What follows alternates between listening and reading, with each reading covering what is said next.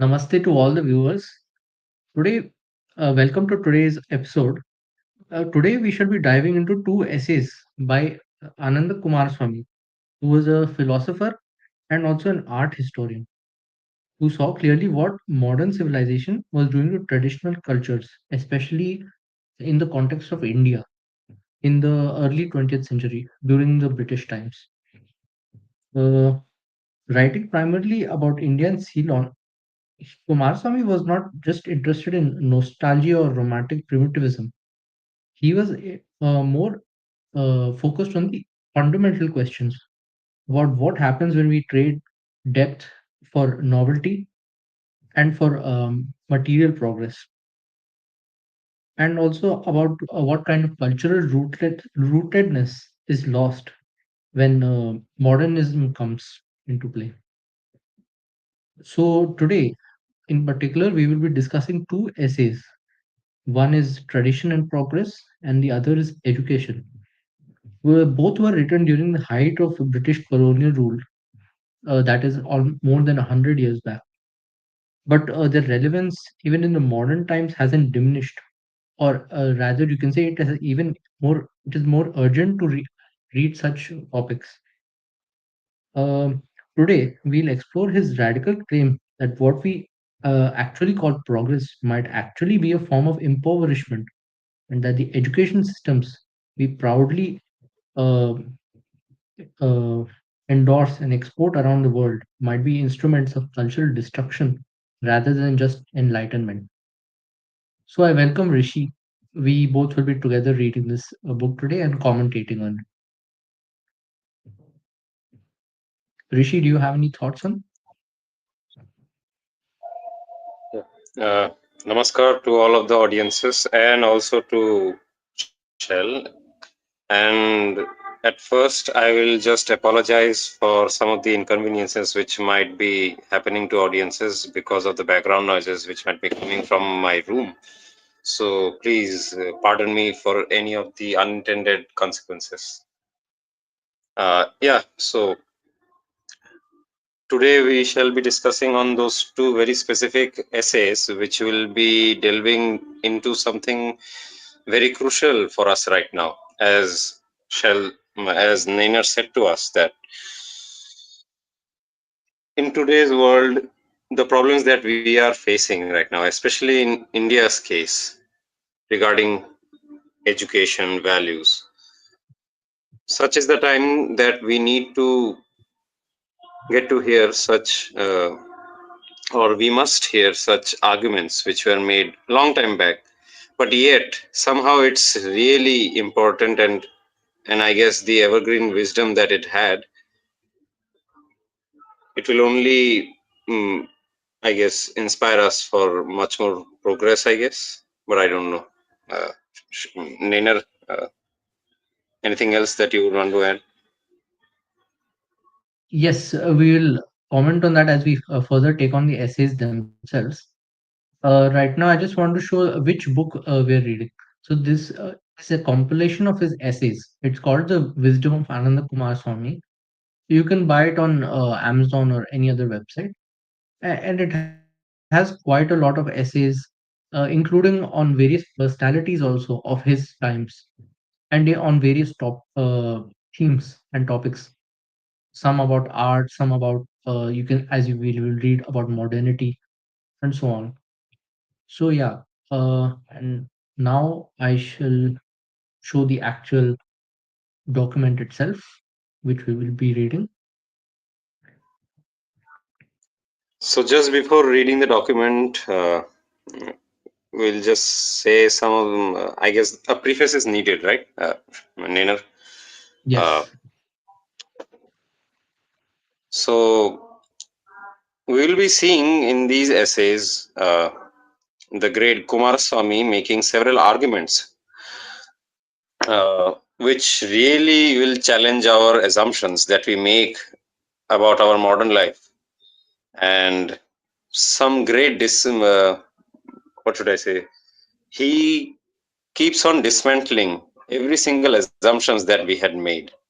Also, some of the bifurcations that we have made vis-a-vis us. and the modern or the first world, and real conflict between, and he also shows what actually is the real conflict, and what should be the right kind of uh, labeling that we should be using, and what should not we be using, which we currently are using right now, uh, and the fundamental different answers to question that he gives, and what makes our life meaningful, that too shall be known to us from today's essays. Yes, we will be examining also various topics, or you can just say themes. And one theme is, for example, progress itself, and others are about tradition and how to uphold or change it, and what happens when we allow it to change. So, yes, I shall then begin reading the first essay. This, Rishi, can you see it on the screen? Yeah, I can observe it. Should I zoom in or is it enough like this? I think for audience we can zoom it a bit, uh, for the audience sake, just a bit. Okay, this much, right? Yeah, this much is enough. I think they can read this. Okay, yeah. So, tradition and progress. The problem of the spiritual East versus the material West is very easily mistaken. I have repeatedly emphasized that it is only accidentally a geographical or racial problem. The real clash is of traditional, anti traditional concepts and cultures, and that is unquestionably a clash of spiritual or ideological with material or sensate points of view. Shall we or shall we not delimit sacred and profane departments of life? I, at any rate, will not. I think if you consider palace, peaks, and llamas, you will see what I mean. That it is undeniable that the modern world, which happens to be still a Western world, however fast the East is being westernized, is one of impoverished reality, one empty of meaning or values. Our contemporary trust in progress is a veritable fideism, as naive as is to be found in any past historical context. East and West imports a cultural rather than a geographical antithesis, an opposition of the traditional or ordinary way of life that survives in the East to the modern and irregular way of life that now prevails in the West. It is because of such an opposition as this could not have been felt before the Renaissance that we say that the problem is one that presents itself only accidentally in terms of geography. It is one of times, much more than of places. The Oriental culture and way of life are traditional, the modern anti traditional. The one values stability, the other change or progress. One demands from art an adequate expression of truth, the other self expression.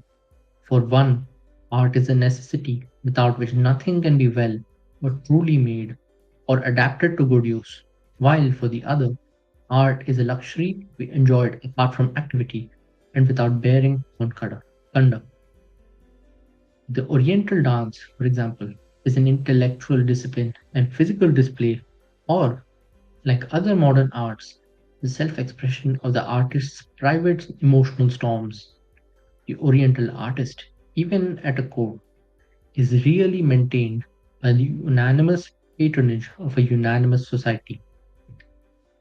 The modern artist depends on the precarious support of a clique that is only a tiny fraction of the whole community. His art dealt with themes which are and have been familiar to everyone, literate or illiterate, and whether rich or poor, for millennia. There had been no necessity to include in cultural curricula courses on the appreciation of art. When every professional had disciplines or apprentices, there was little need for school of art in our sense, but only for masters and pupils. In the East, the necessity for museums was not felt until the traditional arts had been almost destroyed by the contagion from modern civilization. Just as when folk songs could be heard everywhere, no one collected them. We can discuss. Do you have any thoughts on what we have read so far, Rishi? Yeah, absolutely. So the first, the point number, I think these are some of the best quotations from his works, right? From his multiple essays that he has wrote in regarding these subjects, Yes. especially. So the first para, if I could describe it as such, uh, he talks about the whole spiritual East and the material West and how this is misconstrued and how it's just not simply a geographical or a racial problem.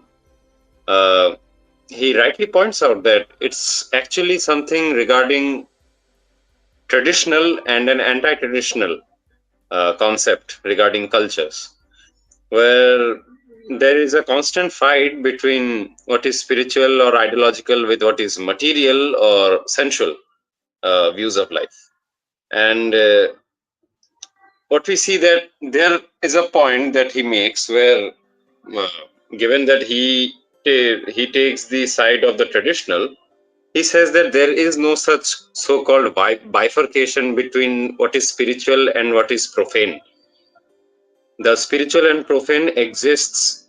Uh, what should I say? The spiritual and profane exist holistically in a human life, and there are no compartments that okay, this is spiritual and this is profane or common or secular, and these are totally compartmentalized and shall not be interfering in one another. So it seems like he's opposing that point of view, and that's what he points out as the crucial difference between what is called a life in East, quote unquote, which is spiritual according to some of the monikers that are given by the modern West, whereas what is called as a modern society or the first world is actually completely devoid of values or meaning. It's just a rat race for different trends of consumption of various objects. Uh, am I pointing out correct, Nina? Yes, very much so. And that's why he also calls it an impoverished reality, where it is essentially extremely concerned with what is a fact, what is real, but it is also less concerned with values, and that is why it is empty of values. Completely.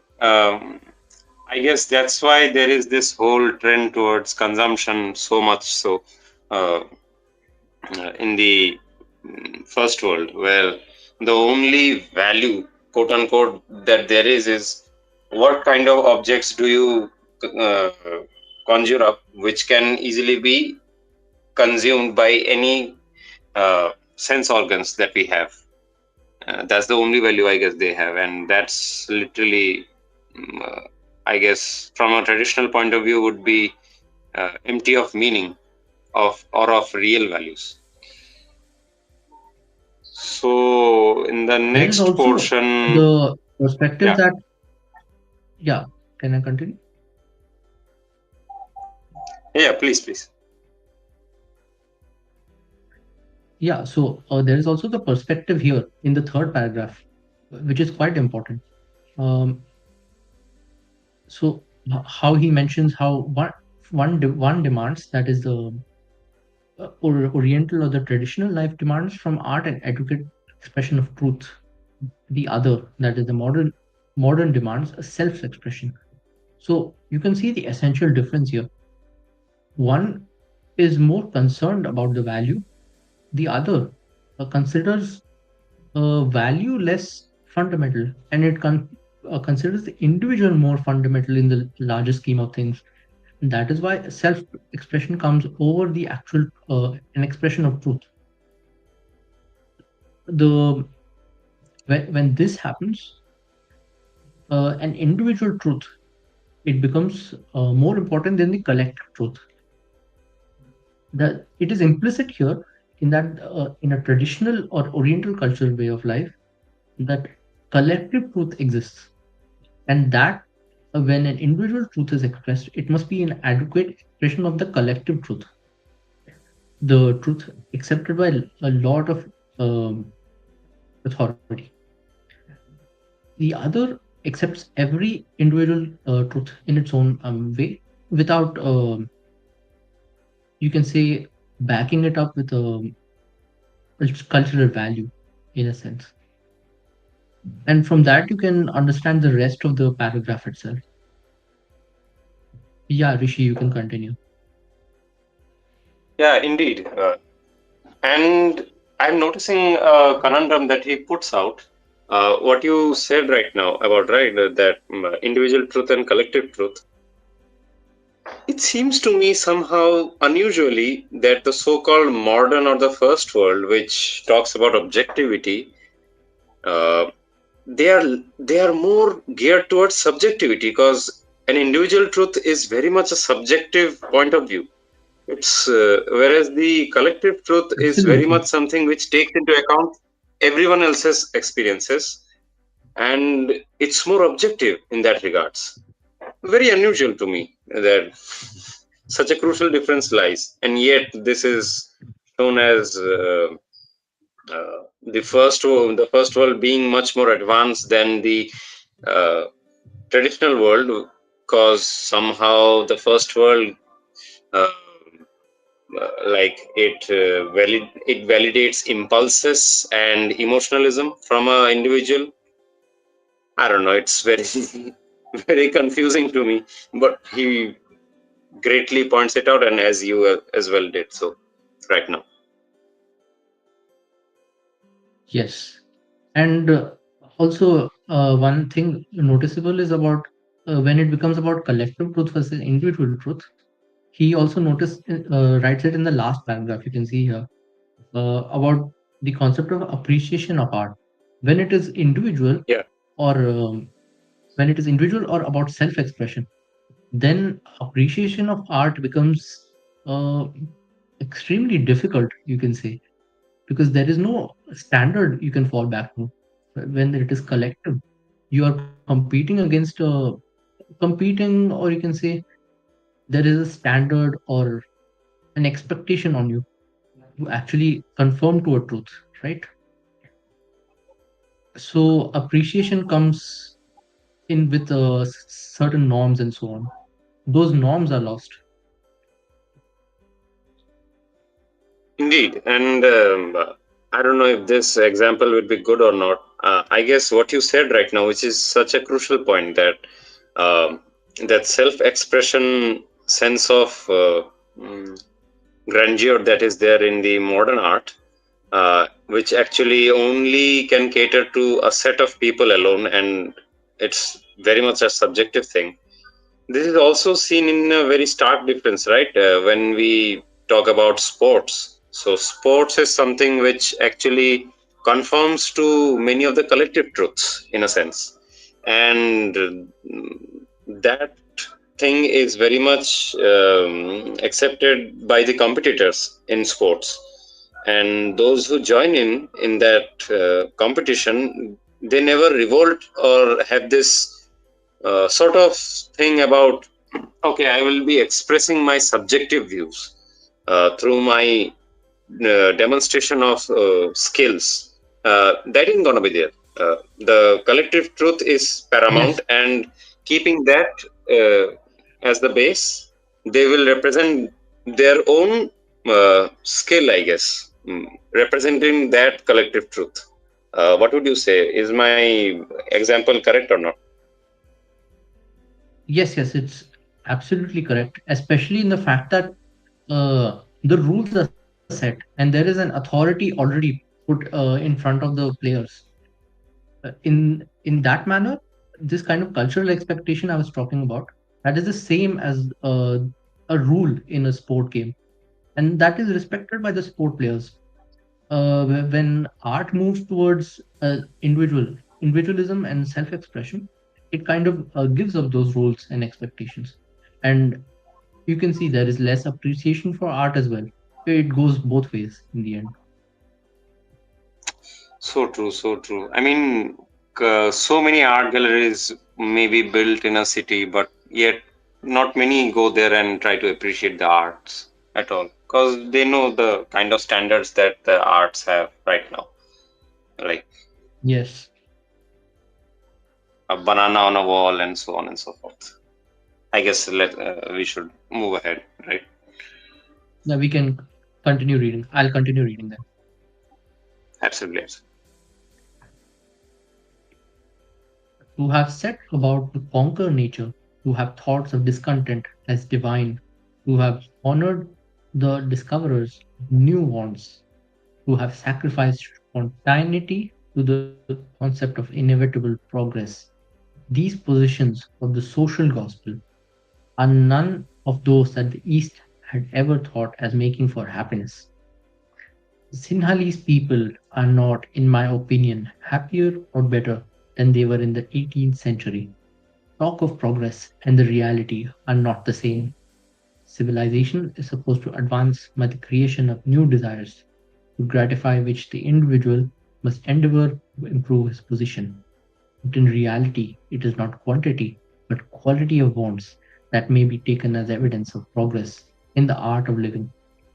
No one acquainted with modern Sinhalese taste will pretend that it gives evidence of any improvement in the quality of wants. Indeed, it is sufficiently obvious that quantity, variety, and novelty are not really compatible with quality. The world's museums are filled with the traditional arts of innumerable peoples whose culture has been destroyed by the sinister power of industrial civilization.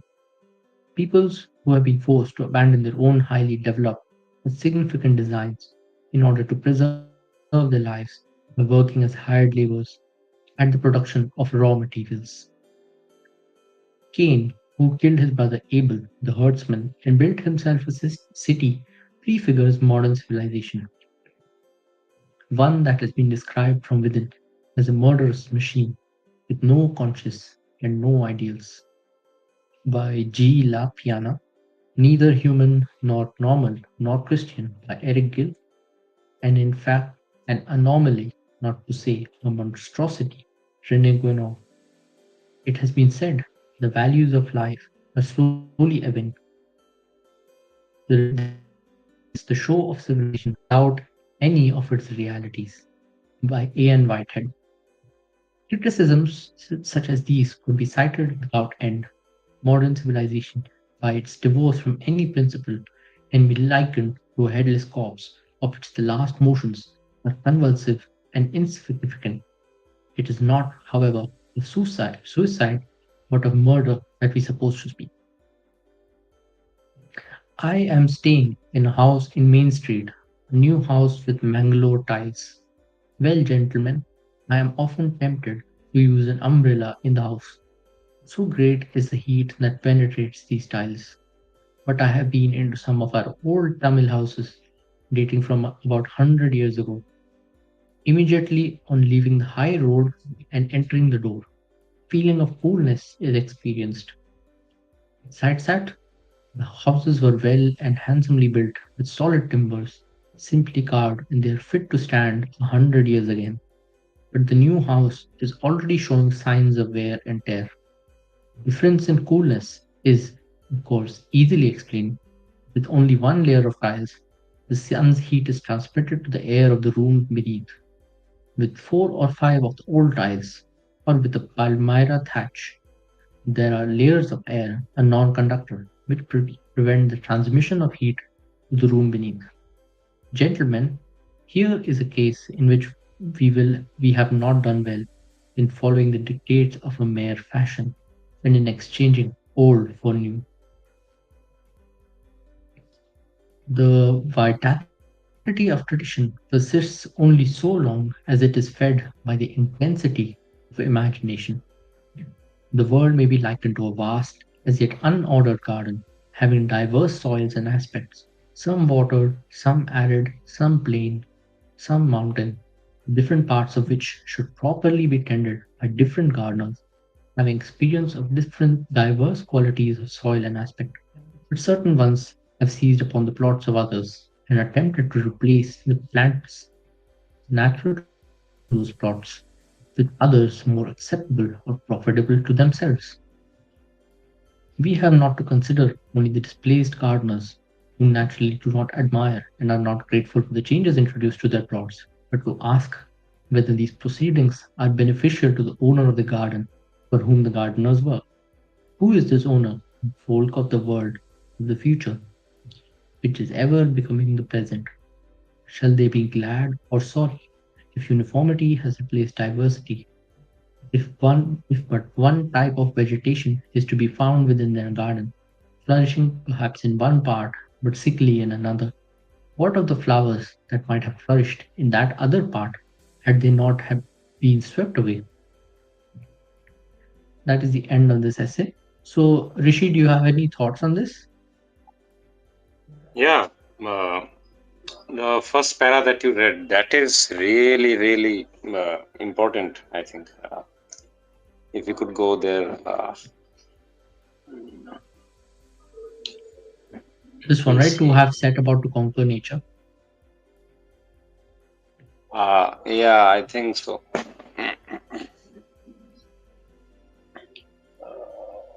That you, it's a very good. Yeah. I scrolled So up, you in can that, read from this. yeah, okay. Somehow it's not coming over here. Okay, no problem. Yeah, so this to conquer nature, to have thought of discontent. So, I'm reminded of one of the scientists that there is of modern world. He also talks too many times about politics. Leaving that aside, he says that nature is ruthless and it's so vile and vicious. We would have been extinct by now if not this endeavor that we had of conquering nature, that we advanced ourselves and made ourselves great. Do you think this sort of attitude actually made us great or let us live? Because I think adaptability, which according to Darwin at least, is the main cause for our survival. Uh, as far as a species, we are concerned. Don't you think adaptability versus this notion of conquer or imperialism over nature, this also represents that collective truth and individual truth as well? The conundrum that there is between the modern world and the traditional world.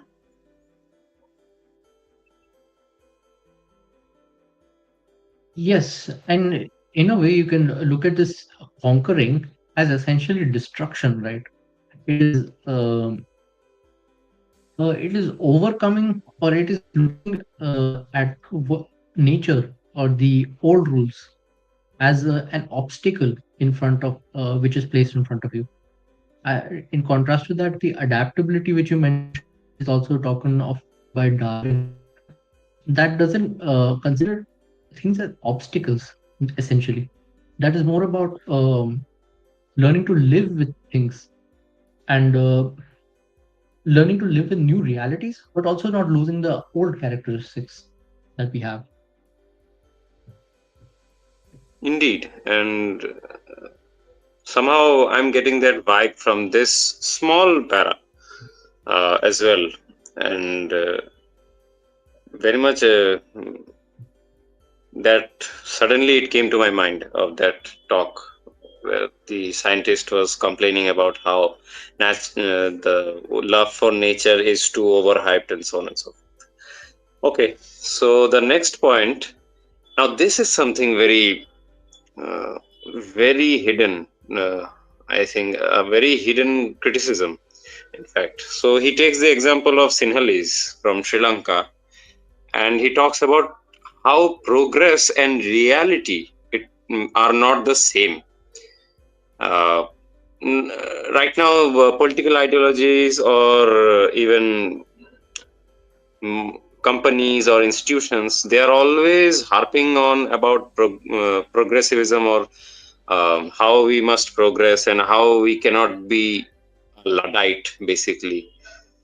But the fact is, they also deny reality in the name of progress, as is seen from here. That, to quote Kumaraswamy, civilization is supposed to advance by the creation of new desires, to gratify which the individual must endeavor to improve his position. But in reality, it is not quantity but quality of wants. So, this quality of wants, this is never addressed at all. It's always about the quantity, and it's always about how easily that quantity can uh, be made accessible for consumption, much more. So, with even with information decentralization, we see that there is this trend on how to make those information more accessible, or like how easily can much more quantities be accessed by many people. But what kind of information or what quality of information, that is never addressed, and that is also shunned in some ways. Like, you cannot be talking about, okay, so these set of informations are wrong, and I guess we should not be opening them up, or making them easily consumable for people out there. But this check on quality and is never taken into account, I guess. What would you say, Nina? Yes, and there are many things that go out in that. There is also the idea of rights, right? That something must not be denied at, or there must never be an prohibition to entry to anything, to anyone, or anything. And from True. that, you kind of lose quality already there.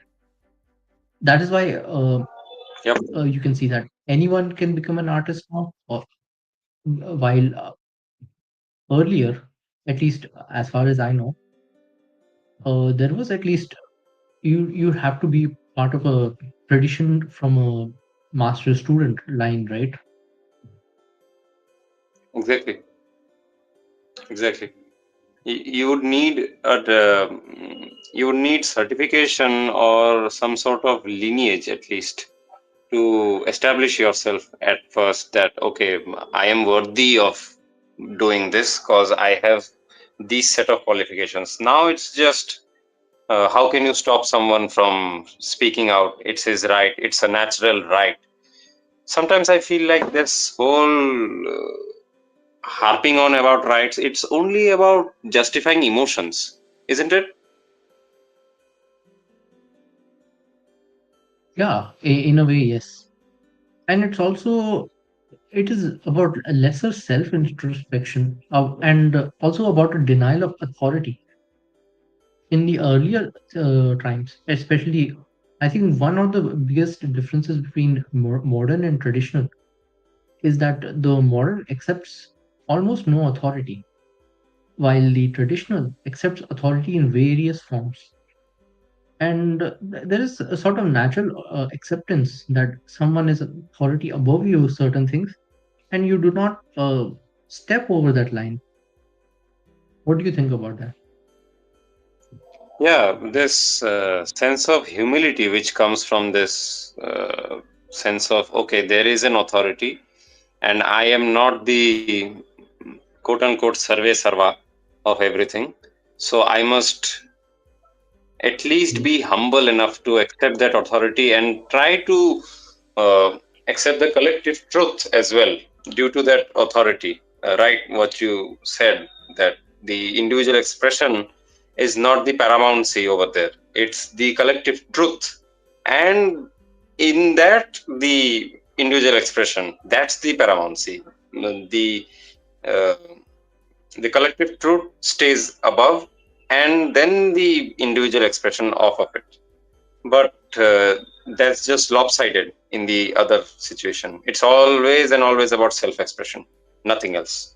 And any sort of obstruction to that or any sort of criticism of it is seen as a violation of rights.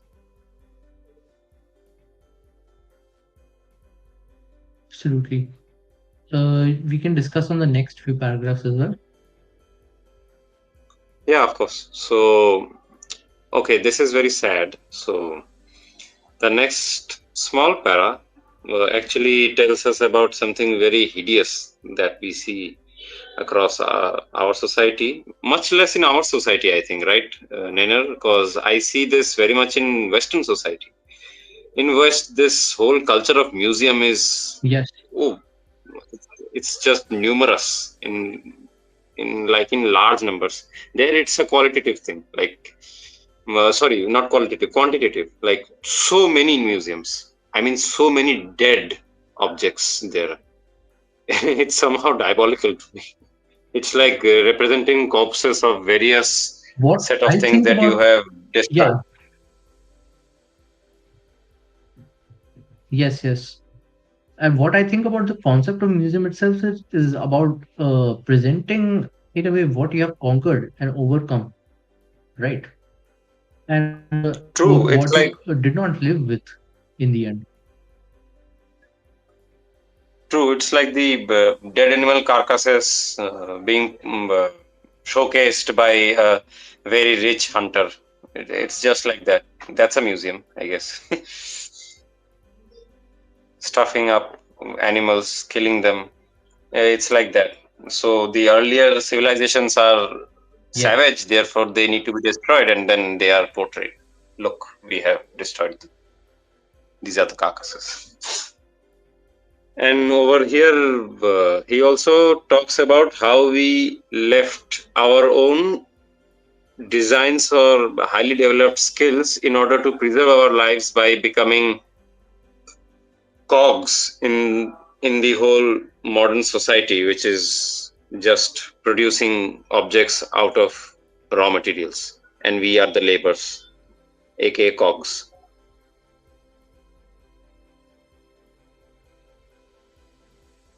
yes. And I guess in the next paragraph, he discusses a metaphor from I think the biblical tradition about Cain and Abel. Though I do not have much context as to what it is, but uh, there is a sort of he kinds of equates urbanism with a modernity. Though it is kind of vague, but I get the point. yeah, we get the point. To the audience, we will just say that we both are not scholars of biblical tradition, so we won't be able to comment on it much more than that. And also over here as well, Kumaraswamy also is quoting the Western authors, so he's also not like really hinging upon it. His main point is about the Yes, modern civilization versus traditional civilization. That's the point that we need to take, as Nainer explained to us right now. Yeah. So yes. And do you have the any thoughts on the next final paragraph?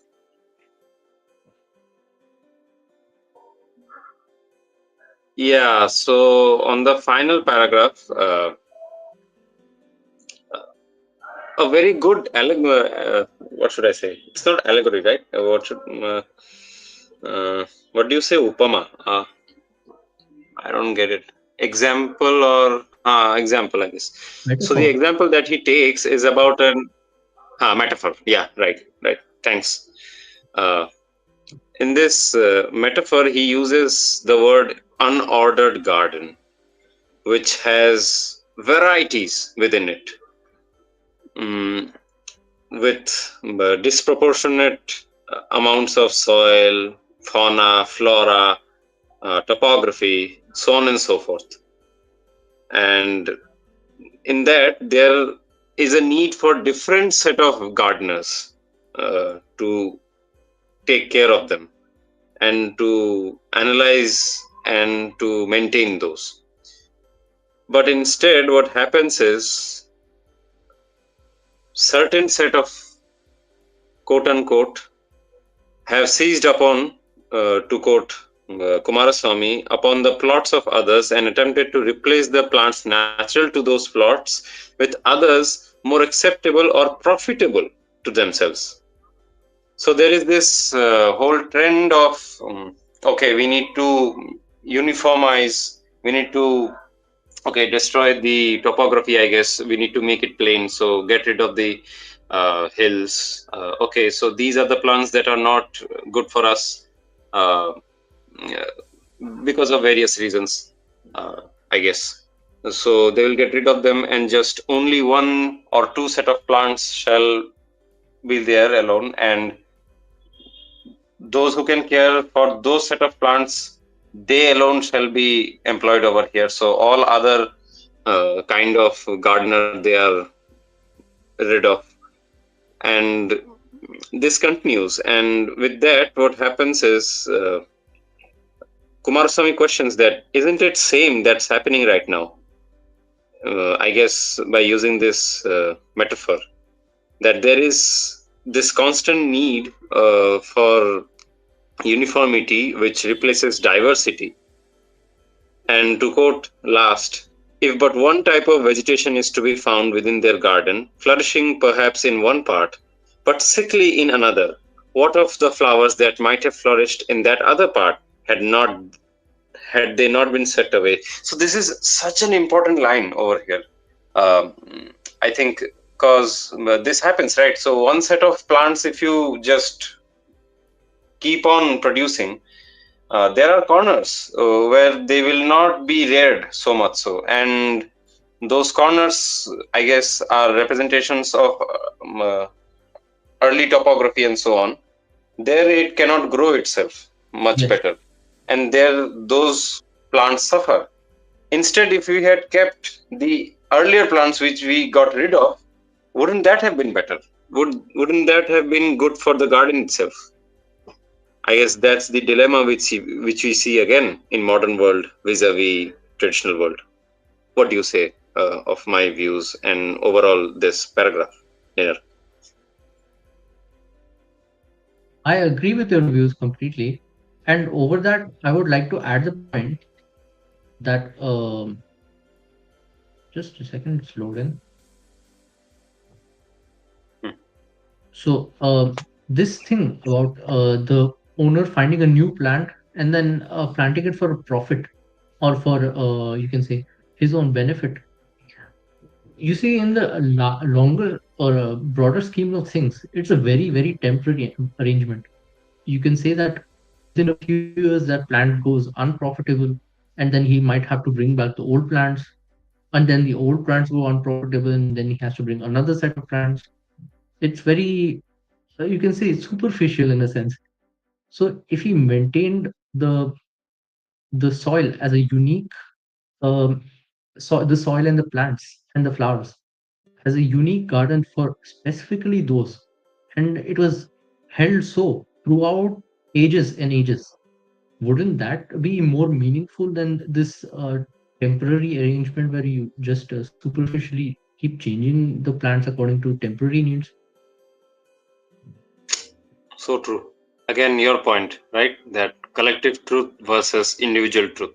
What the gardener is doing right now is individual expression, whereas the earlier set of gardeners, what they were doing was the maintaining the collective truth and the tradition itself. Yes, exactly. And on this, maybe Rishi might know more, but there was this idea of Shreya and Preya in Kathopanishad. And Shreya is about Absolutely. longer term good, and Preya is more about short term good. And that is the same thing as Yeah. collective truth versus individual truth, right? Brilliant, brilliant point. Brilliant point. This should be noted. Wow, amazing. Absolutely. That is the case. Shreyas and Preyas, absolutely. Uh, Shreyas is hita, like it's beneficial, it's long term. It's evergreen, as you said, and whereas prayers is temporary, impulsive, emotional, and very shrewd, I guess, in a way. Yes, and it's also described as heartless, if I recall. So, yeah, Oh, nice. yeah, we can continue with the next essay then. So, this was the first essay on tradition and progress. The second Yep. essay we will be discussing today is on education. On education, what we will be discussing is his indictments on colonial education first. And it's also an indictment on overall Western education. But the first critique starts with colonial education because that's where Western education came first into our experience. So he talk about how you can say there is a sort of cultural rootedness which is being lost through this education, and how there are a lot of English educated Indians who become strangers in their own land, unable to read their own mother tongue, unable to appreciate their own culture, art, and so on. So, yes, I should start reading this essay then. Rishi, any opening Yeah, thoughts on definitely. it? Yeah. In fact, we'll see for the audience, I must clarify. So, we will see that throughout both the essays that we will be reading, in the first set of essay that we read on tradition and progress, what Nina talked about, the collective truth and the individual truth, because of this education, how we are unable to touch upon or even to realize the collective truth, that will be explained far more better in this set of essay that we'll be reading. And Kumaraswamy actually will be talking about what is genuine education and cultural life, and what vision does it have. That it's grounded in the idea that learning should deepen your connection to your own tradition rather than sever it. The art should serve truth rather than self expression, that every aspect of life can be sacred rather than divided into spiritual and material compartments. So, we'll be touching on these, we will be analyzing these points. So, Dinner, uh, I guess we shall move on. Yes, yeah. So, education. One of the most remarkable features of British rule in India has been the fact that the greatest injuries done to the people of India have been taken the outward form of blessings. Of this, education is a striking example, for no more crushing blows have ever been struck at the roots of Indian evolution than those which have been struck often with the other and the best intentions in the name of education. It is sometimes said by friends of India that the national movement is a natural result of English education, and one of which England should be in truth be proud, showing that under civilization in the Pax Britannica, Indians are becoming at last capable self-government. The facts are otherwise. Indians are still capable of self-government. It is in spite of all the anti-national tendencies, a system of education that has ignored or despised almost every ideal informing the national culture. A single generation of English education suffices to break the threads of tradition and to create a nondescript and superficial being deprived of all roots, a sort of intellectual pariah who does not belong to the East or the West, the past or the future.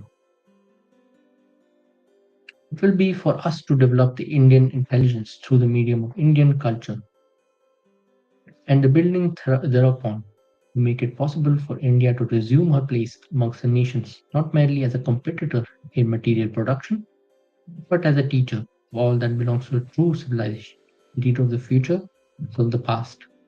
Here and ordinary English education can help but little and can hinder much. It is a marvel to me how a self respecting people can endure for a day not the system of government but the system of education from which we suffer. None can be true educators of the Indian people who cannot inherit their traditions or cannot easily work in a spirit of perfect reverence for those traditions. Others can be not education educators, but merely teachers of particular subjects. As such, there is still room in India for English teachers, but they should be not in power but subordinate. They should be engaged by, paid by, and responsible to Indian managers, as in Japan, English teachers are responsible to Japanese authorities.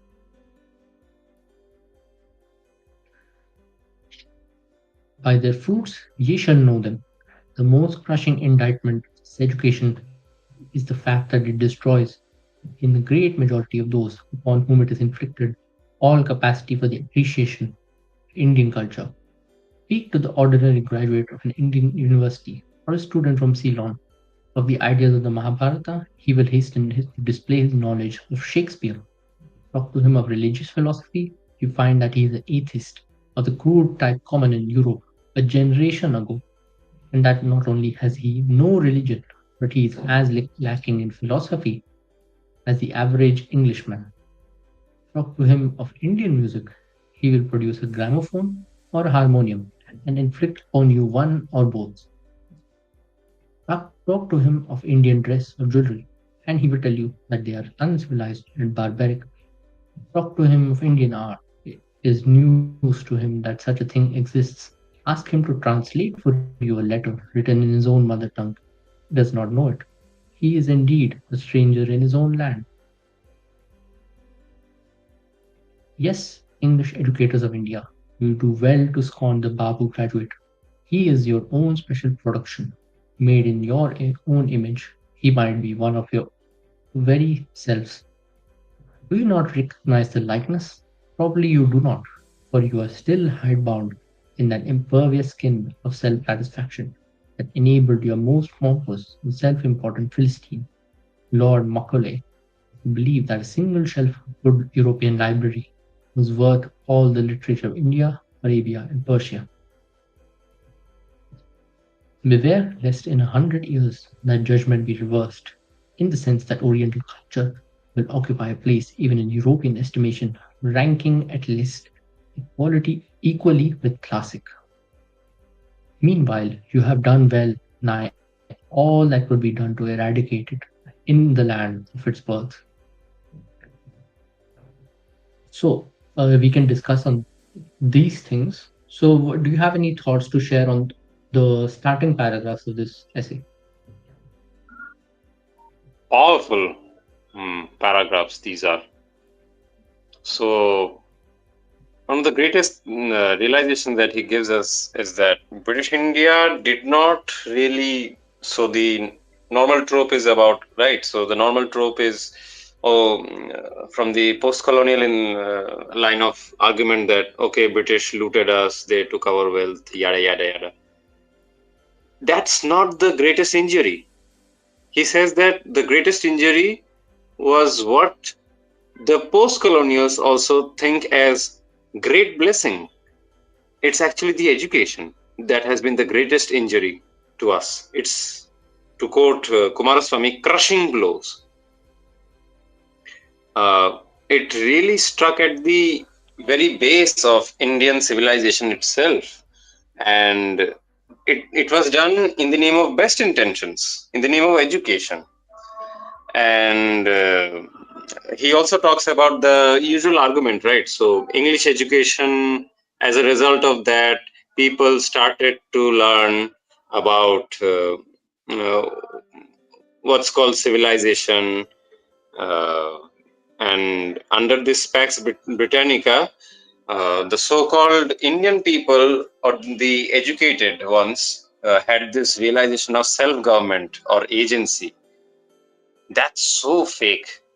That is so fake. Like, if education was the result for so-called realization of self-government, uh, then why were the common masses the first one to revolt and not the educated ones? Because I don't know if 1857 had any English educated guys supporting it. as far as I know, from Kolkata at that time, Hindu Patriot and so on, they were completely supporting the British administration and vouching for it. So this is such a false argument, and it shows the folly of And it. Okay, also, that how? and Yeah, another please. argument in your favor is about the Swadeshi movement, where actually the English educated elites were arguing against the burning of English-made clothes and so on. It was the common masses that actually went about, you can say, burning the clothes and so on, right?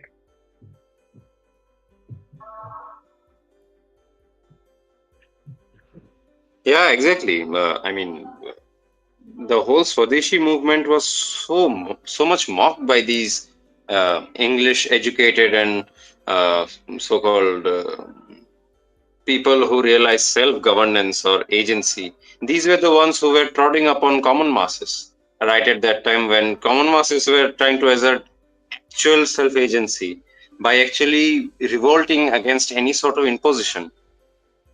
The greatest imposition being the suppression of their own industrial skills and entrepreneurship.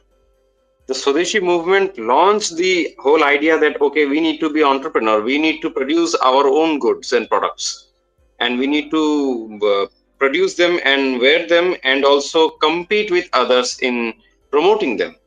That was criticized by the enlightened people with great wisdom due to Pax Britannica and its best intended education. So, absolutely, you are proven correct by this. Yes. And do you have any thoughts about the paragraph where he talks about the average Indian graduate and how Yeah, he oh is my God. basically illiterate, even though he has Yeah. taken the highest education and he is yet illiterate. In the second para, he says, right, the intellectual pariah who does not belong to the east nor to the west, neither to the past nor to the future. Exactly. Completely that. And actually he even mentioned in this paragraph, you can see, talk to him of religious philosophy. You find that he's an atheist of the crude type, common in Europe a generation ago. So he's even behind the West. He's uh, too behind, or what do you call it? Ahead of the East. He's out of place in the East. He has no home. It's a cultural homelessness. Oof, like how how caricatured you can be, right? So you are basically inimical to your home civilization, so you are out of that, of course, and you are basically a cheap copy of the West, whom you are trying to ape.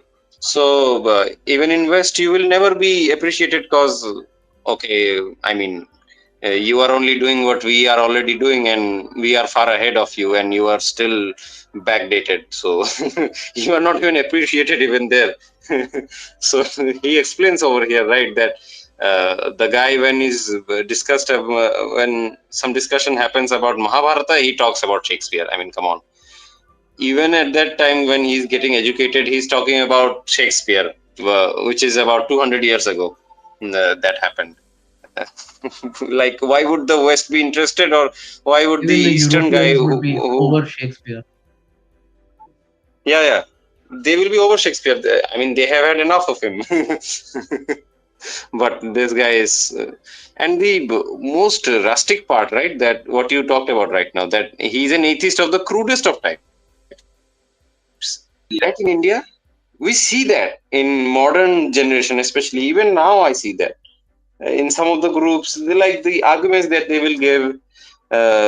It will sound like, okay, these are from our from 2002, like to give reference to audience about modern context. So uh, in normal discussion forums, we will see so-called teenagers right now giving arguments back from the era of four horsemen, atheist types, Christopher Hitchens, yada yada, so on and so forth, who are now old cooks now, who are not even respected in their own countries anymore.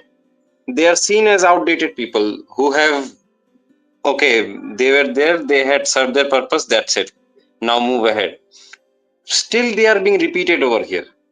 So exactly what you said right now. And in this, we can also compare with the analogy that he gave in the last essay about the owner having to plant new flowers each time that he finds a new flower profitable, right? There is no sense of permanency. He in this kind of culture, you're always playing catch up with the West. Absolutely. Brilliant point. I guess that's what happens when you take decisions because of impulse and emotion. And I guess that's the gift that came from Pax Britannica education with best intentions. All that it made of Indian people was emotional set of individuals who are now elites. Amazing. Yes. By the way, one of the recommendations that he gives, right?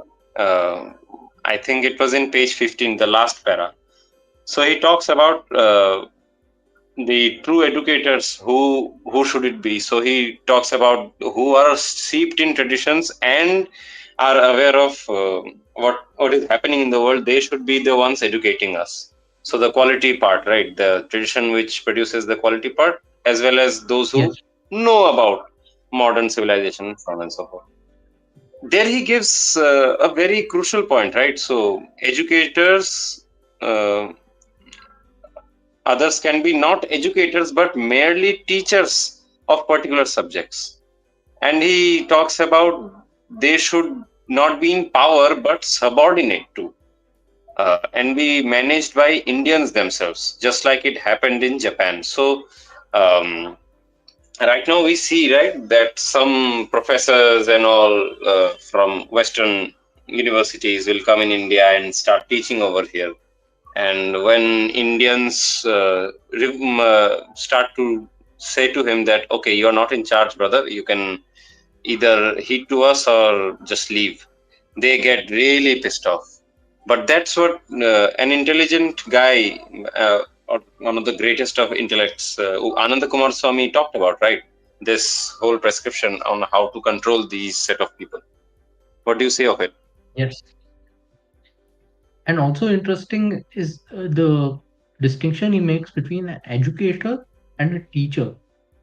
Uh, I think he's kind of making teachers very people who are very, you can say, specific. They only know about a specific subject matter, like he mentions English, whereas educators are properly those who know about a broad set of subjects and so on. True, and I think there is a difference of pedagogy, right? So a teacher will be like mechanical and will be staying true to his subject and will be Yes, like mm, you teach the basics of English and move on. You have no other use to the yeah, student. yeah, yeah, yeah, and all that he is good in is that subject alone, and not in the methodology, or not seeped in any other context at all. And that's a crucial difference, because that's what educators have. And when we make these set of teachers as educators, what they will then bring in is their own set of prejudices because of the subjects that they teach. And it was actually shown in Swami and his friends also, right? In the first episode, the first story of it, the guy is there for teaching his subject, but since he was the educator over there, to teach something else as well, which was totally uncalled for. So I guess that's how they should be controlled, as far as Ananda Kumar Swami is concerned. That uh, Yes, they're at the top. Indians should be at uh, managing them. agreed. So I can continue reading it because we have quite a lot to finish. Yeah, of course. Yes. So, firstly, the almost universal philosophical attitude on trusting strongly. that of the ordinary Englishman who hates philosophy. For every science school in India today, let us see to it that there are 10 tomorrow, but there are wrong as well as right ways of teaching science. Superstition of facts, taught in the name of science, were a poor exchange for a metaphysic, for a conviction of the subjectivity of all phenomena. In India, even the peasant will grant you that all this is Maya, but he may not understand the full significance of what he says. Consider the deepening of European culture needed before the peasant there could say, however blindly, that the world is but appearance, by no means thing in itself. Secondly, the sacredness of all things, the antithesis of the European division of life into sacred and profane. The tendency in European religious development has been to exclude from the domain of religion every aspect of worldly activity. Science, art, sex, agriculture, commerce are regarded in the West as secular aspects of life, quite apart from religion. It is not surprising that under such conditions, those concerned with life in its reality have come to feel the so called religion that ignores the activities of life as a thing apart and of little interest or worth. In India, this was never so. Religion idealizes and spiritualizes life itself rather than excludes it.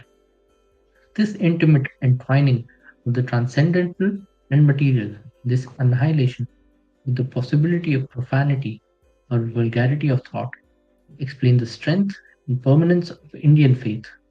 It demonstrates not merely the stupidity, but the wrongness of attempting to replace religious culture by one entirely material. Thirdly,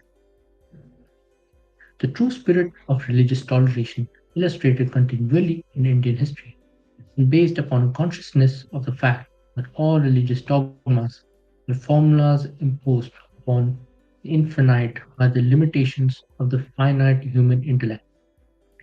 Fourthly, etiquette. Civilization conceived of as a product of civil men. There is Sinhalese proverb that runs, take the plowman from the plow and wash off his dirt, and he is fit to rule a kingdom. This was spoken, says Knox, of the people of Pandey Uda, the highlands of Ceylon, because of the civility, understanding, and gravity of the poorest among them. They are ordinary ploughmen and husbandmen who speak elegantly and are full of compliment. There is no difference between the ability of speech of a countryman and a courtier. There could be said of few people any greater things than these, but they cannot be said of those who have passed through the instruction machines or the education systems of today. They belong to a society where life itself bought culture, not books or education alone. Fifthly, special ideas in relation to education, such as the relation between a teacher and pupil, implied in the words of Guru and Chela, master and disciple, memorizing great literature, the epics as embodying ideals of character, learning a privilege demanding qualifications, not to be forced on the unwilling or used as a mere road to material prosperity. Extreme importance of the teacher's personality. As the man who digs with a spade obtains water, even so, an obedient pupil obtains the knowledge which lies in his teacher. This view is antithetic to the modern practice of making everything easy for the pupil. Sixthly, the basis of ethics are not any commandments, but the principle altruism founded on the philosophical truth. Thy neighbor is thyself. Recognition of the unity of all life. Seventhly, control not merely of action but of thoughts, concentration, one pointedness, capacity for stillness. These are some of the points of view which are intrinsic in Indian culture and must be recognized in any sound educational ideal for India, but are in the present system ignored or opposed. The aim should be to develop a people's intelligence through the medium of their own natural national culture. So the national culture is the only Aussichtspunkt, point of view from which, in relation to a wider landscape, a man can rightly sich am Denken orient himself in thinking. To this culture has to be added, for those brought into contact with the modern era, some part of that wider synthesis should enable such a one to understand what may be the nature of the prospect seen from other of the great headlands, the other national cultures, where from humanity has gazed into the dim sea, the infinite unknown. To effect this wider synthesis are needed signals and interpretations rather than that laborious backward march through the emptiness of a spiritual desert where one may perish by the way, or if not so, then weary and footsore arrive at last on one of those other headlands, only to learn, it may be, that there is to be found a less extensive prospect and a more barren soil. Our university must above all be a school of Oriental learning, sufficient not only for ourselves, but to attract scholars from all parts of the world to learn the wisdom of the East in the East. The missionary must not be allowed to educate until he really understands the Indian people and desires to help them to solve their problems in their own way. He must not be allowed to teach until he himself has learned. Alas for wasted opportunity to share in the true education of the Indian woman, but indeed a privilege. Behind her are the traditions of the great women of Indian history and myth, women strong in love and war, sainthood in submission and in learning. She is still a guarded flame, this daughter of 100 earls. She has not to struggle for a living in a competitive society, but is free to be herself. Upon her might be lavished the resources of all culture to make yet more perfect that which is already most exquisitely so. You that have entered on the task confidently with the ulterior motive of conversion have proved yourself unfit. Lay no blame on India for her slowness to accept the education you have offered to her woman. Praise her alone for the wise instincts that lead her to mistrust you. When you learn that none can truly educate those against whose ideals they are blindly prejudiced, when you realize that you can but offer new modes of expression to faculties already exercised in other ways, when you come with reverence as well as to learn as to teach, when you establish schools within the Indian social ideal and not antagonistic to it, then perhaps we may ask you to help us build upon that great foundation. Not I trust before, lest there should be too much for the daughters of our daughters to unlearn. Right. And yes, we can discuss from first point where he started. Yeah, amazing, So, amazing what are your reading. thoughts on this Nina. quite amazing essay? Yes. Yeah, yeah. From prescriptions to critiques, it's just brilliant, one after another. So, in the first one, he talks about how philosophy as a subject itself is hated by common people in Western world or in the modern world.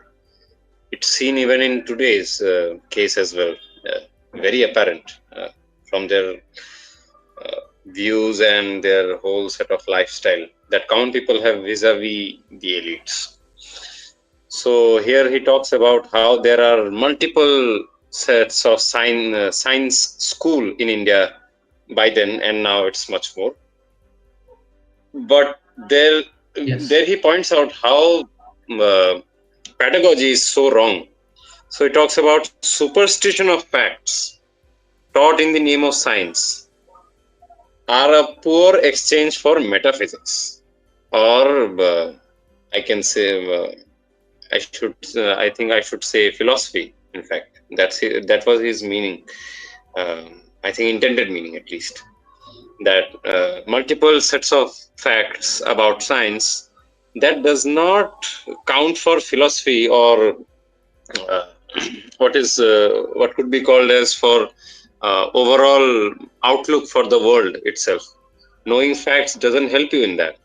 Actually, metaphysics does, and that cannot be substituted with science schools at all. And then he gives an example that a poor peasant in India will talk about Jagat Maya hai, all this is Maya. That he might not be a scholar, a Sanskrit scholar at all, but the deepening of that knowledge, he gets it.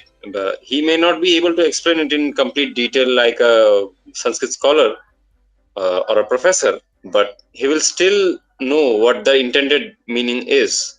And that sort of deepening never happened in either European or right now in the total West, at Western culture, and I guess also in urban India as well. uh, I guess I'm correct. That's what this para means, at least the first point.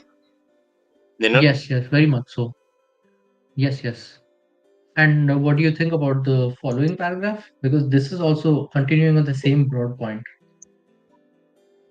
Yeah. So this is talking about, right, that the foolish at least I would like to think that Ananda Coomaraswamy actually thought of it as a foolish way to describe life itself. That there are two sets of bifurcation, uh, where there is the domain of religion and there is the domain of worldly activity.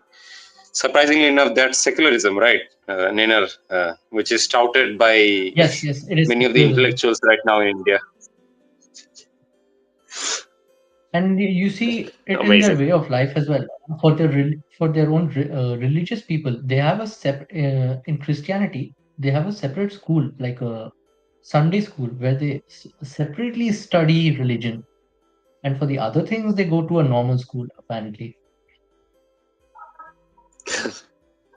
Such a weird kind of pedagogy they have. Like, religion is so distant that you need one single day and a kind of school to learn that. You cannot be even admitting it in your daily life at all. Like, it's so useless in your daily life. Exactly. And there is And also a I sort of divorcing from of the moral with, you can say, the scientific in a sense. But there are many parallels you can find about moral things in science as well, which their culture doesn't exactly promote. yeah, absolutely true. What you pointed out, like, because of this intermingling that we have, that we never did. Uh, Thanking the tradition right now, myself, that our ancestors did not do this foolish thing about, okay, so Laukika and Karma Kanda are different. No.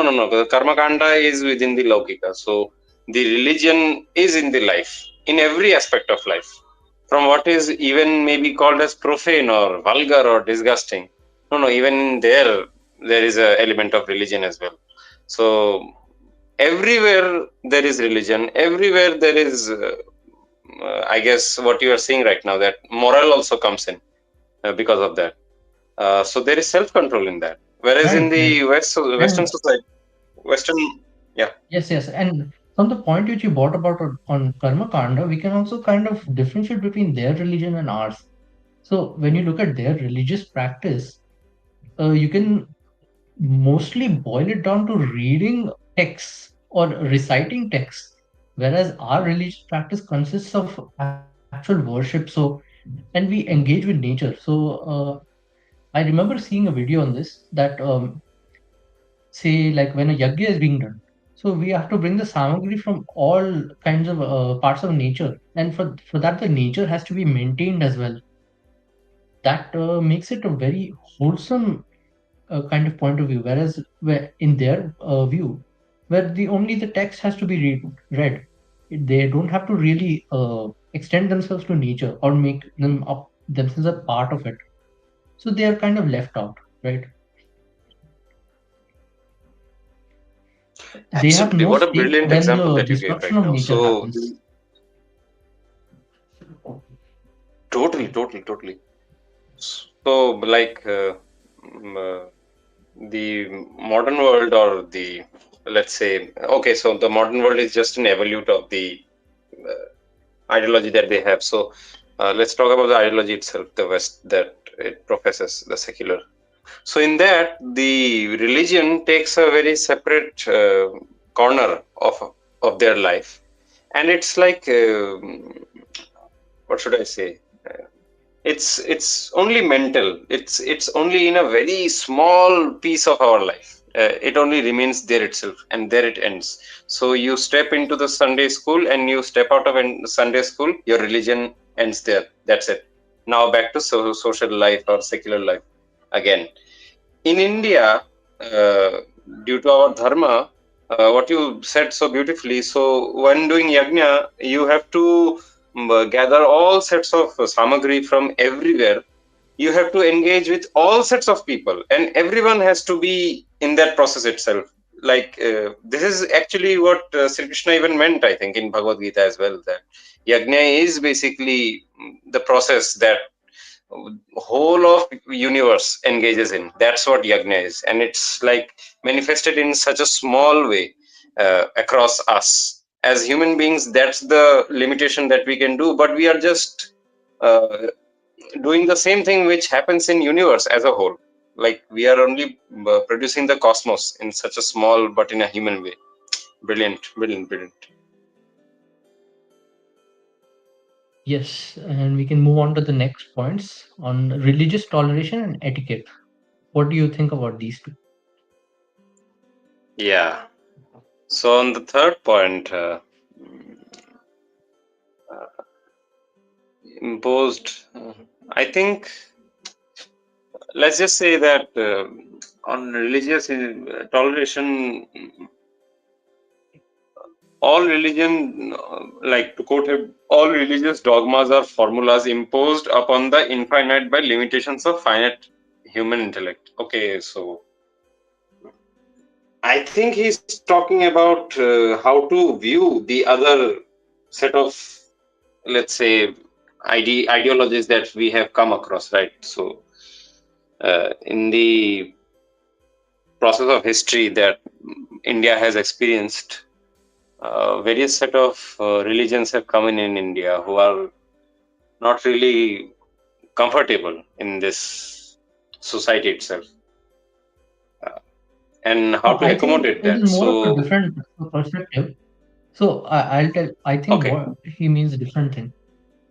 So Mhm. what he means is that say you are from a certain sect and you're looking at another sect and you find their their worldview or their own philosophy is quite different from ours, and they adhere to the dogmas, but yet what drives us to be tolerant?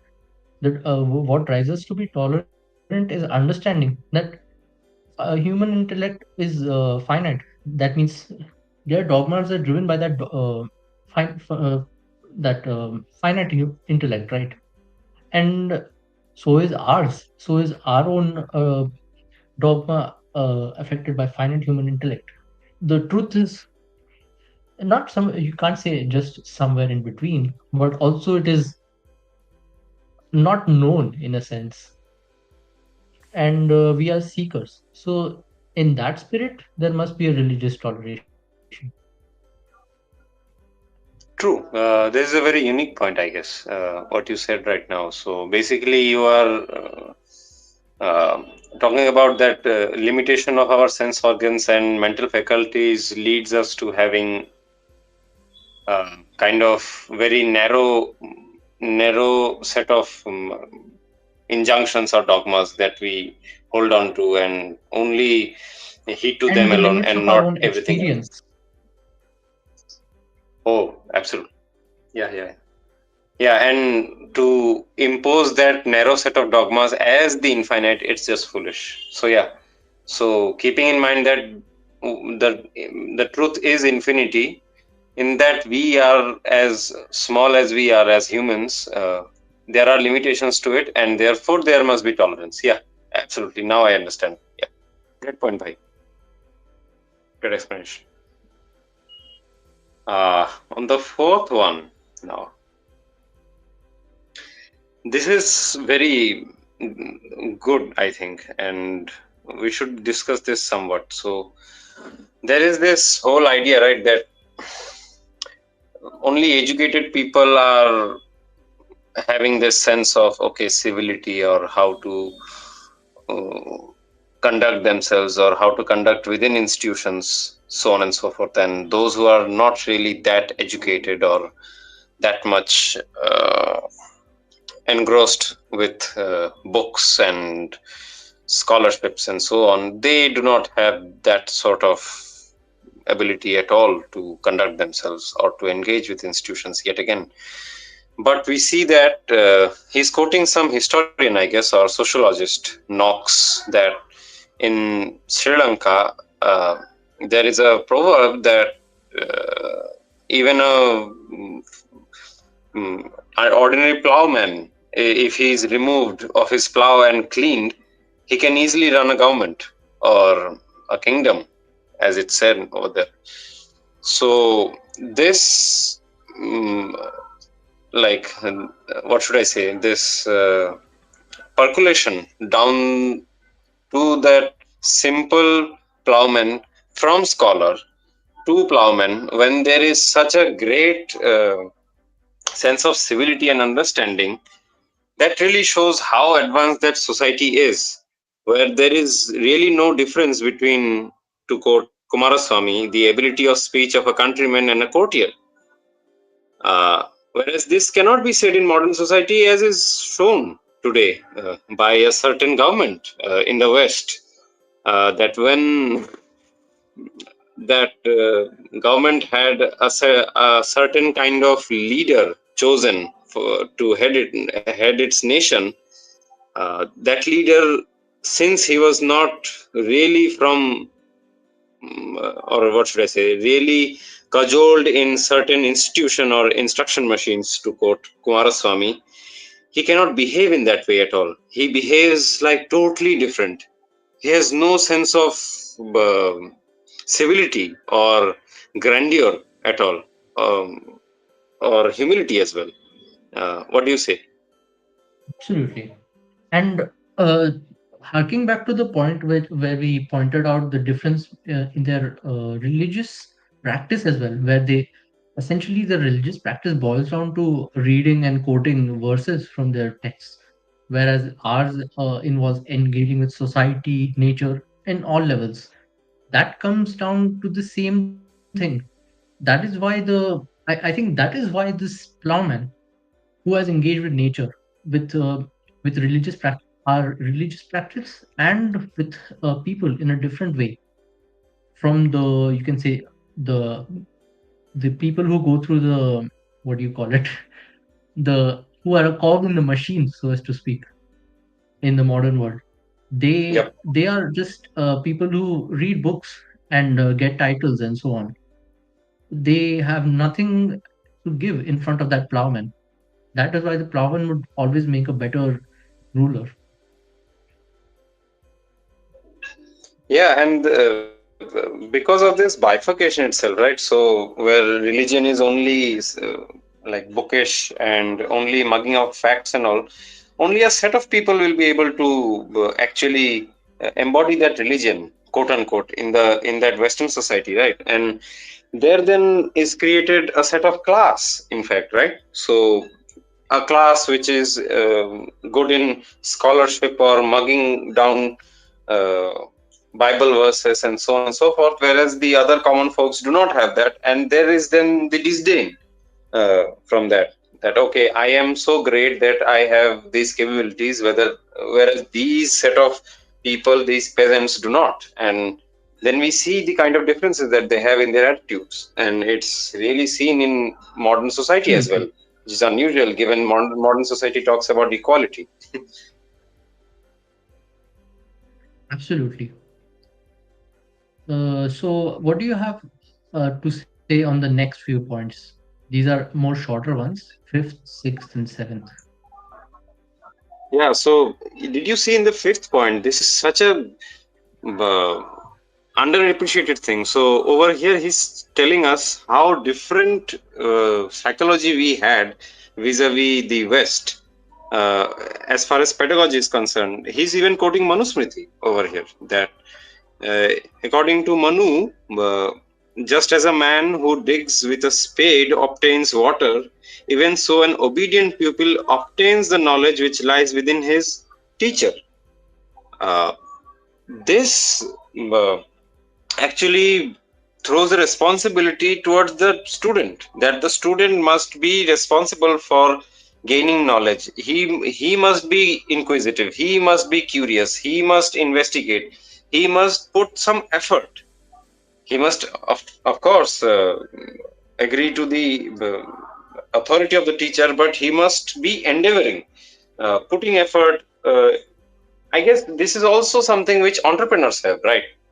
This set of qualities. And whereas, according to modern West, the pedagogy is about, okay, the teacher has the responsibility to make it easy for the pupil. The pupil is just there to mug it up. The pupil is just there to receive it. He has to put no efforts at all, whereas the teacher has to put all of the efforts.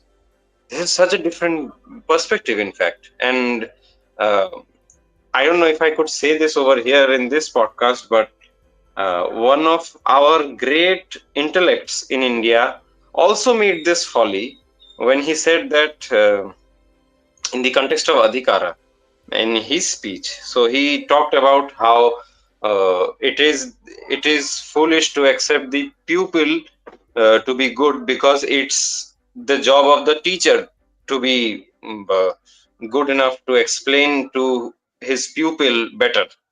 But this is really countered by Ananda Coomaraswamy here, whereas according to him, it's the student who has to put the effort. It's him at the end of the day. It's not the teacher. That is so different. What points do you have, Nina, on this or on my views? You highlighted quite a great point, and I would like to add that in a way, by now, you can say at least in 21st century, this kind of culture is lost. We are almost completely westernized. I can give an example. See the words guru and chela mentioned here. You can look at what context chela is used in the modern times. It is always used in a derogatory sense, in a sense that Totally. people assume there is a lack of dignity in in having humility to be a chela. Hmm. Yes. The kind of insinuations that they put is that, okay, he's a slave, like that sort of disgusting attitude that they have. Yes, and it is also again we can also move back to the point of collective truth versus individual truth, where the individual truth will find Again. being a chela embarrassing, or you can say if he is lacking humility, he would not find it acceptable. But a collective truth would teach him that it is a temporary embarrassment for a longer, you can say, a longer journey where Benefit. you Yeah, will actually be the guru at some point. exactly. Exactly. Yeah, I think I don't know if I can quote correctly over here. So Shankara, in his Shataslok, he talks about how what's the importance of guru. That he says that it's only the guru who makes even a greater scholar out of his students than he was at all. So that's the greatness of a guru. And when one realizes this, why not accept the authority and actually endeavor yourself to be curious and, to quote Manu, use your spade to dig out the water. Similarly, dig in and bring out all the wisdom from your guru and enrich yourself. Instead of that, it's the opposite is done over there. Absolutely. We can move on to the next few And on the points. sixth, yeah, on the sixth one, okay, Yeah. this is just pithy sentence but straight cut. That the all of the principle of altruism is not based on commandments, like in a kind of an ideology over there. It's like, okay, uh, we should we should help our neighbors. That's it. That's a command. You should be following it mechanically. Whereas over here, it's based on a philosophical point of view. Okay, that neighbor is also like me. Therefore, just as I need help, he needs help as well. That's a far better base for creating the idea of altruism and other ethical codes. That's the simple point that he talked about, like recognition of unity of all life. And seventhly, again, control not merely of action but of thoughts, concentration, one pointedness, capacity for stillness. What do you speak of it? Like, I don't know, nothing is coming to me at least on this seventh point. Uh, it's simple, but it's I somewhat think it's mysterious to very, me. yeah, it's very straightforward about that Hmm. education itself should be about self-control, along with obviously Oh, the, yeah, and not merely of action, as in actions or you can say actions delegated by a syllabus where you're taught a certain book, a certain uh, poem, certain so on, right? But that control, it will be also concentration and for a capacity of stillness and you can say the ability to hear out the other person's perspective. true, true, true. This is so great of a point. So for the audience, control would be, I guess, Indriya Nigraha or Dhamma, I think, as far as our scriptures are concerned. Yes, That's the word yes, that's used correct. traditionally. That's absolutely correct. Hmm. And okay, this para was quite broad. And what did you get, I think it's a Nenar? summary of all the points that he, Okay. yes, it's a summary of the points that he discussed earlier. Hmm. So it talks about culture, right? Over here, that the aim of the culture is to develop intelligence of people, uh, like through tradition itself. Another name for it is also culture over here that he has used colloquially. And also he points out that those who have come into contact with modern idea, to quote him, some part of that wider synthesis that should enable such a one to understand what may be the nature of the prospect seen from some other of the great headlands, the other national cultures, where from humanity has gazed into the dim sea of the infinite unknown. Okay, this line is very cumbersome, but I think he's talking about how there is this um, inability, I guess, within the modern mind to observe what earlier cultures from different parts of the world were able to do easily, as far as gazing into the, or let's say, investigation of infinite. That becomes harder, I guess, with modern Yes. ideas. So from over here, I think the perspective is that there is a physical home. Everybody has a home in which they live, but there is also a mental home. That is your culture, and from that, that culture is your hill, or you can say your fort. And from there is your point of view where you look at other homes and other hills, and that's why he brings about the idea of a wider landscape, the culture orienting the man to look at other cultures. And the reason why you need to learn about your own cultural concepts is because it is your home and that you apply it in your home. When you educate yourself in the culture of another, you can say another land or another people, you cannot apply it in your own home. That is why there is a sort of homelessness also, right? True, it's like fitting in, like there's a square hole, but you're trying to fit in a circle. Like that's not gonna work. Same is the case, like Exactly. how if we are devoid of our own, yeah, completely that. Beautiful, beautiful. Uh, and then the point that he talks about our university, that small line, I guess, one line, uh, that it's what should be the goal, at least for our future universities. As far as Ananda Coomaraswamy was concerned, our university must uh, be first and foremost a school of Oriental learning. and not just being catering to us, but also trying to attract scholars from everywhere. And the crucial point over there, which you had pointed out as well while reading, that's those set of scholars should come here to learn the wisdom of the East in the East. Like that good we should be becoming. Like we should not be caricaturing ourselves, I guess. Like I don't know, maybe he's intending that or not, but we should not be like Yes, trying to project our own wisdom like through Western lens, but in their from terms. Eastern It should house. be in our own terms.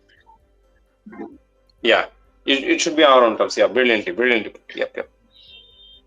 And then he talks about That goes back a to the point policy, I where he guess. That talks about where he talks about English educators, English teachers being under Indian managers. So it is also in that same context that the university must serve our purposes in the end and educate the others come from other parts of the world for our purposes. That our way of thinking is spread in the world. brilliantly put. This actually should be the case, and instead of becoming even the folly that which our curriculum also does is we also try to become like, okay, so we have to cater to the other set of cultures, so let's just try to ape their analysis of us. No, that cannot It be the treats all case. cultures We as should do it equal. different. In that is quite a folly. Yeah. Brilliant. That's the great dilemma that modern world has. Also, Yeah. What do you think about facing this paragraph the on West is facing that. women education? Oh yeah, this portion. Okay, so this is really like to some of the lines of this paragraph when you were reading, like I was thinking, okay, this is so triggering for some certain section of women. Like he talks about Yes, what's true absolutely. education of an Indian woman. Like the opportunity was totally wasted. Like the kind of education which was given to the woman, now we are suffering from it because of it. Like how the women were in our history or so-called myths as well, how they were represented as, how strong they were, how steadfast they were, how submitting they were. That's a very controversial point today, but I I think I can totally vouch for it that submission over here means the humility aspect. It's not about something else that the West conjures up whenever it hears the word submission.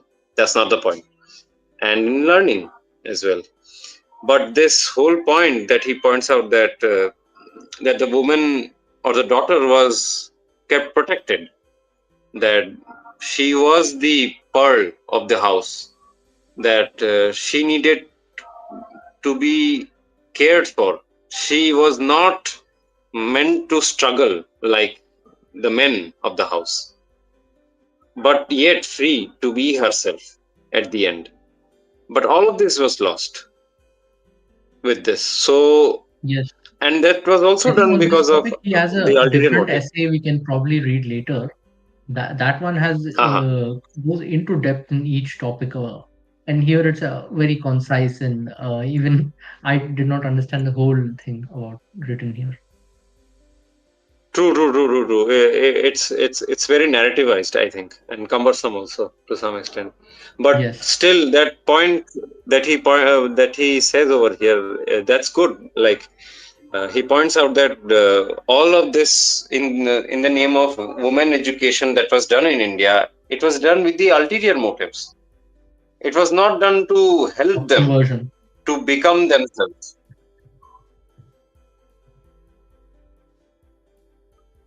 Yeah, no. You were saying something. Yes. I think just a second. Mhm. Oh, right. We just have one paragraph to finish. So I'll read this last paragraph. and then we can give our Okay, okay. last thought on this. Yes.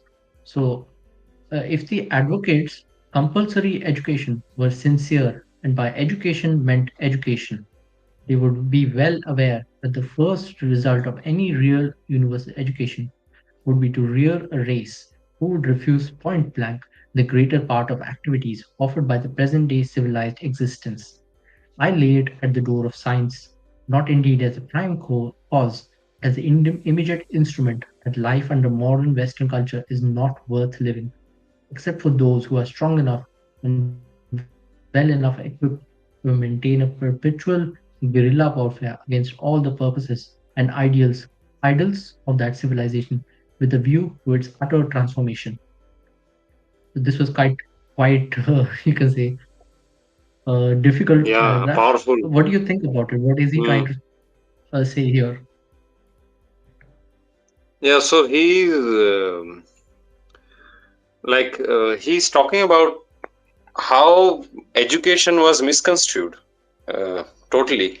Like the advocates of education, even though they were very sincere and very, what should I say, very emotional for its implementation, they never understood what education actually meant, and that uh, they should have been aware that what happens due to this kind of universal education and what it does to any race, uh, and the follies of it, and the blame also he puts out. uh, he lays it at the door of science, and not as the chief villain, but at least as the instrument, um, which the goal of which was to produce a modern society, a modern Western culture, in fact, which would be produced everywhere in the world. And due to that, what happened was there is a kind of what should I say? Uh, a tradition, I guess, hollow life, and that kind of life is lived by everyone right now in the modern world, and only those who are equipped, he says right at the last point, that those who are strong enough and well enough equipped to maintain a perpetual guerrilla warfare against all the purposes and idols of that civilization with a view to its utter transformation. I think in this line, I think he was talking about only the traditionalists are strong enough, like those who are advocates of collective truth, those who are seeped into traditions, they alone are strong enough and well equipped enough to launch a guerrilla warfare against this modern Western paradigm.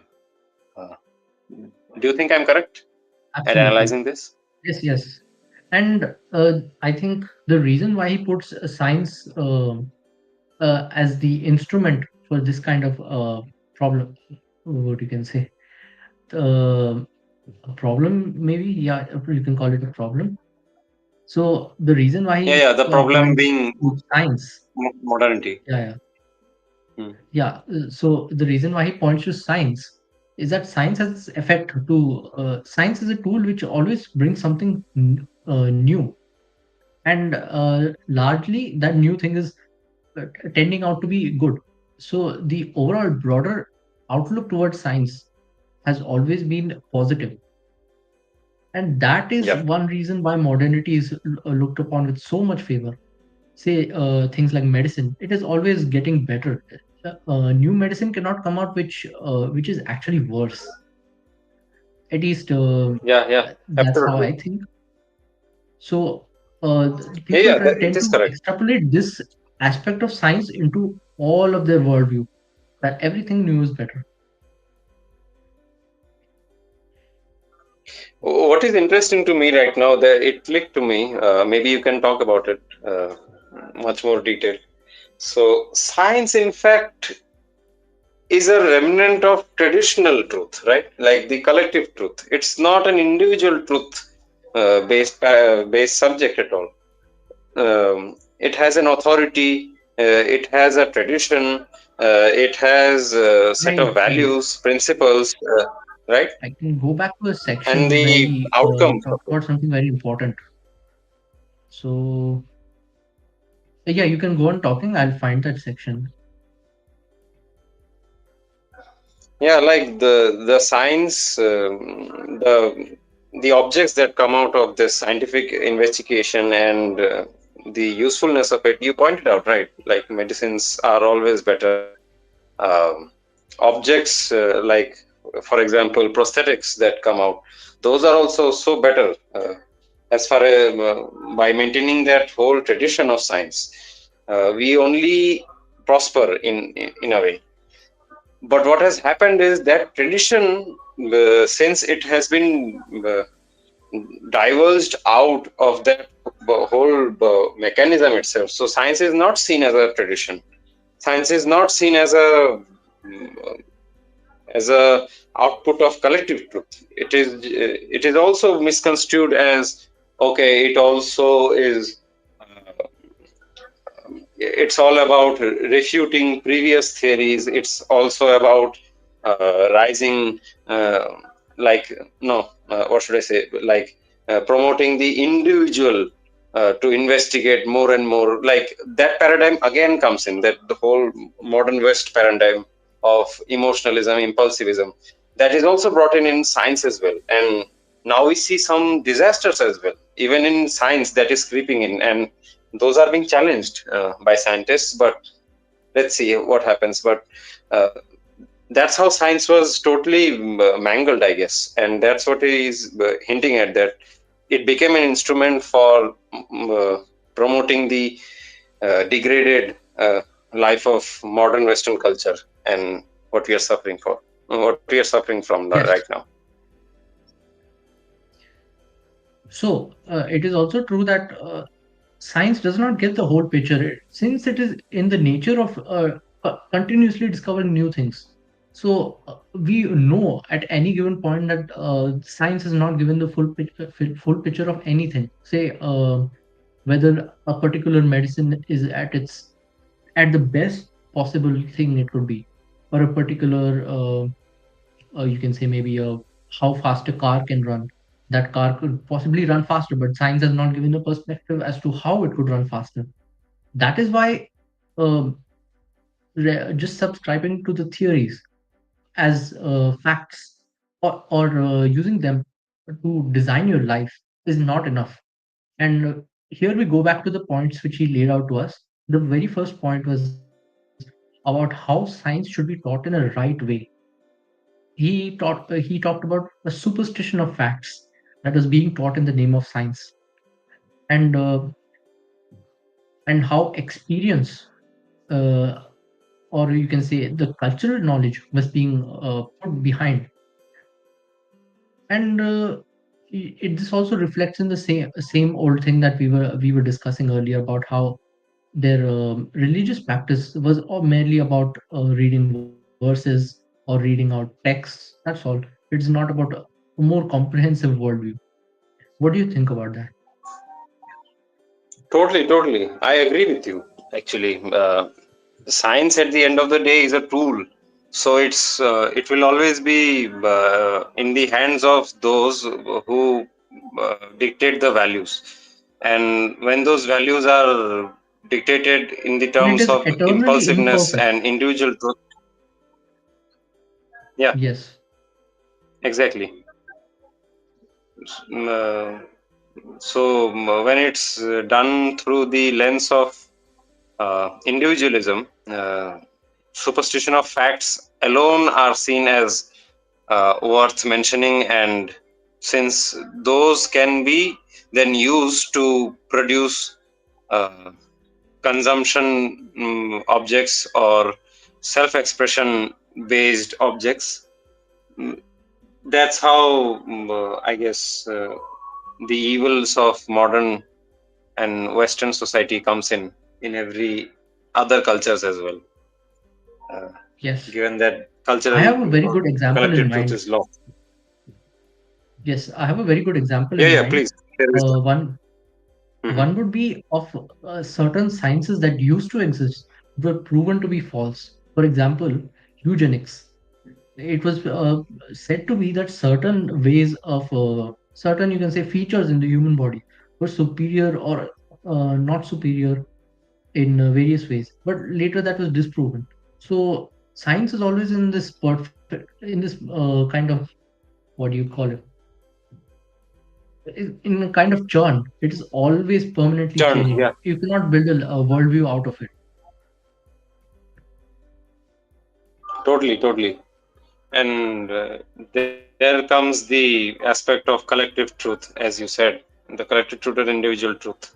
If individual truth is made Yes, the top of the chain, then eugenics becomes very good at that time.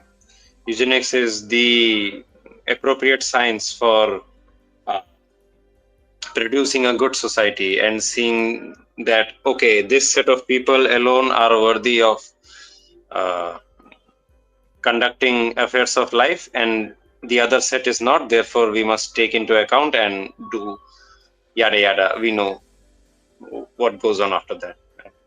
We absolutely. may not talk Yes. about it right now.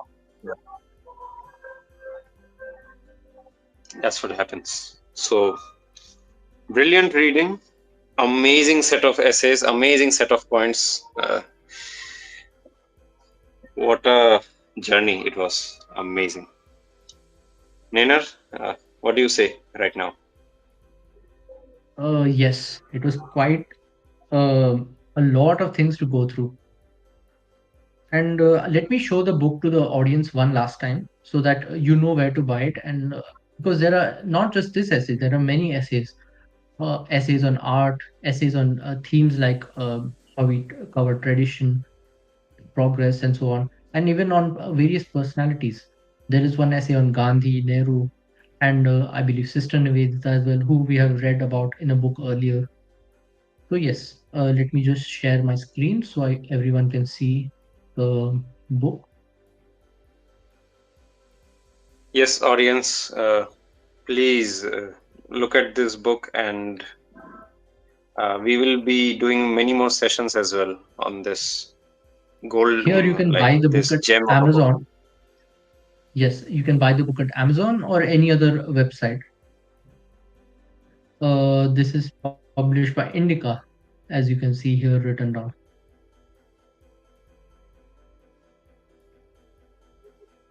Is it visible, Rishi? Yes, yes, completely visible. Okay, okay, yeah. So that was the book, and we'll just give our final thoughts. What are your final thoughts on this, Rishi?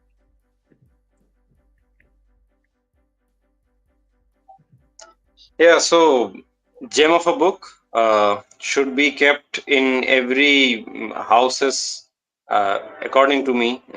At least for the Hindus, I can say that every Hindu should keep this and should read this every day, one single page at least, and try to imbibe those policies or these thought processes at least in their headspace, and should appreciate these points and try to imbibe them in their life, and try to analyze them and try to profess them to other contemporaries as well. uh, Yes, these are my points. and why I would particularly recommend this book is because in current times we often see critiques of modernity, but without any actual background, so to speak. So here in this book, Kumaraswamy has actually been constructive with his criticism, where he actually shows what a fallback when we remove this modern world from a picture in mind, and what are the actual values and what are the actual frameworks that we should seek to see in this kind of, in you can say, how we, what kind of worldview we must have.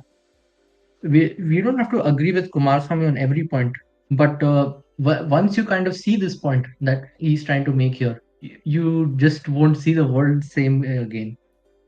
That tradition isn't just superstition, and education is not just always enlightenment. So yeah, that was The book we discussed today, the essays Tradition and Progress and On Education by A. Kumaraswamy. Thank you to all the viewers.